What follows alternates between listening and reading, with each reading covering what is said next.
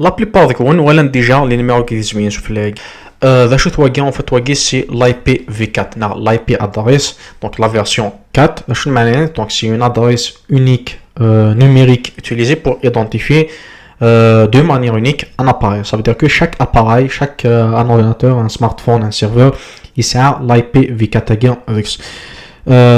Donc chaque appareil effectivement est connecté à un réseau informatique. Donc elle fait partie du protocole qui permet aux données d'être envoyées. Ça veut dire que les appareils donc se communiquent tu envoies les données via le réseau sur notre IPv4. Ça veut dire que un appareil va identifier un autre appareil, il a en fait l'adresse IP init. Donc c'est comme une adresse postale. Maintenant je garde le hadja donc il faut renseigner en fait l'adresse postale rose. Donc c'est la même chose. Et le format qui c'est le format de la version 4. Effectivement, il y a d'autres versions et la version la plus connue c'est l'IP en fait version 6. Mais aujourd'hui, la vidéo on va parler sur la version V4, donc la quatrième version.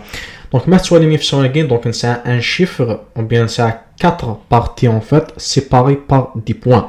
Donc 17.172.224.47, donc soit séparées par des points. Et effectivement, chaque partie en fait, elle représente en fait chaque partie appelée un octet. Ok, un octet, c'est 8 bits. Donc, chaque partie est donc 8 bits et 1 byte. En français, c'est un octet.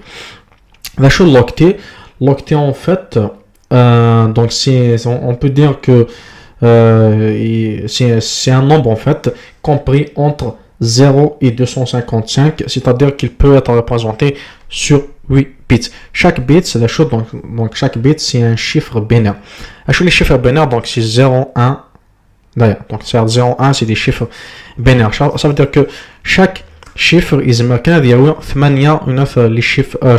chaque nombre, les chiffres binaires. Ça veut dire, par exemple, 1 jusqu'à 8. Donc, c'est dépassé. Donc, un octet. Et maintenant, on transfère, par exemple, le système décimal.